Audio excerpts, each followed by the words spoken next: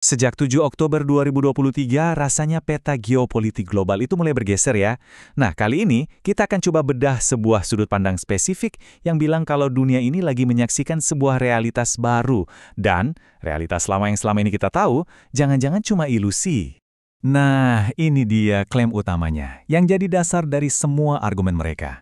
Bahwa selama ini, kita semua hidup dalam ilusi ciptaan barat. Wah, ini pernyataan yang berani banget kan? Yuk, kita coba bedah lebih dalam. Apa sih maksudnya ilusi ini? Oke, jadi titik awal argumen mereka itu adalah soal runtuhnya ilusi hegemoni. Menurut mereka, keyakinan yang udah lama dipegang kalau kekuatan Barat dan Israel itu nggak terkalahkan, sekarang ini udah retak atau bahkan hancur. Terus gimana cara mereka menjelaskannya? Nah, mereka pakai analogi efek domino.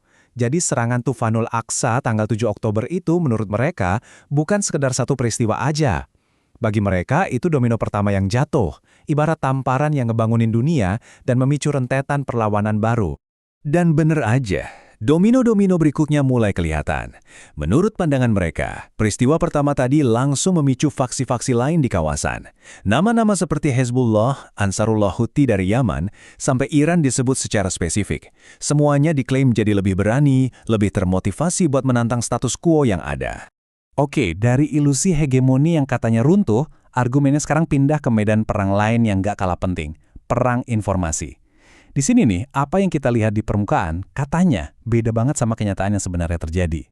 Nah, gambar ini nangkep banget inti argumen mereka. Di satu sisi, ada narasi publik, semacam topeng yang bilang, oh semua baik-baik saja. Tapi di baliknya, mereka mengklaim ada realita kehancuran besar-besaran di lapangan yang mati-matian ditutupi dari mata dunia. Terus, apa maksudnya angka 5 tahun ini? Nah, menurut para pembicara, ini salah satu cara narasi itu dikontrol. Mereka mengklaim ada undang-undang di Israel yang ngasih ancaman penjara minimal 5 tahun buat siapapun yang menyebarkan gambar-gambar kehancuran tanpa izin. Ini, kata mereka, alat yang ampuh banget buat membungkam realita. Argumen soal narasi yang dikontrol ini diperkuat lagi dengan beberapa tuduhan spesifik. Para pembicara mengklaim misalnya ada ribuan korban jiwa dari pihak militer Amerika dan Israel yang sengaja nggak dilaporkan ke publik. Mereka juga bilang kalau media itu nggak bebas, tapi langsung di bawah kendali militer buat mastiin cuma satu versi cerita yang keluar. Oke, selanjutnya kita masuk ke tema ketiga. Ini soal analisis mereka tentang strategi militer yang beda banget antara Israel dan Iran. Mereka bilang ada perbedaan yang fundamental dalam cara kedua pihak ini berperang. Coba deh perhatikan perbandingan di tabel ini. Kontrasnya kelihatan banget kan? Di satu sisi, strategi Israel mereka sebut sporadis dan keji, dengan target yang katanya area-area sipil kayak sekolah dan masjid. Di sisi lain, serangan Iran digambarkan sebagai strategis dan terbatas, yang sengaja menyasar instalasi militer. Dua pendekatan yang sangat bertolak belakang.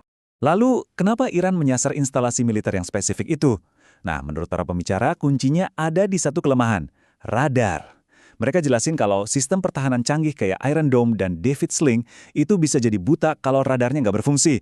Jadi, klaim mereka, strategi Iran adalah melumpuhkan matanya pertahanan Israel dulu. Tema keempat ini isinya kritik tajam dari para pembicara.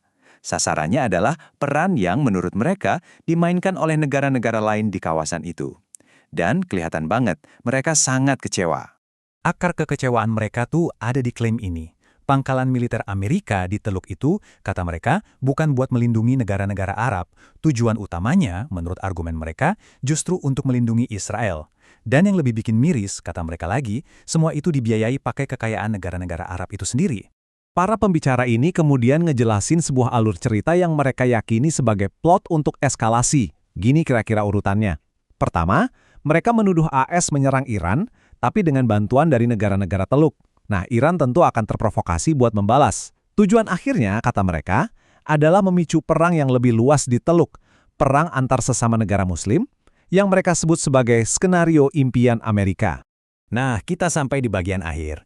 Sebagai penutup, para pembicara ini nggak cuma nyimpulin, tapi juga ngajak kita semua untuk melihat lebih jauh dari sekedar peristiwa. Mereka ngajak kita buat menganalisis ide dan metode di baliknya.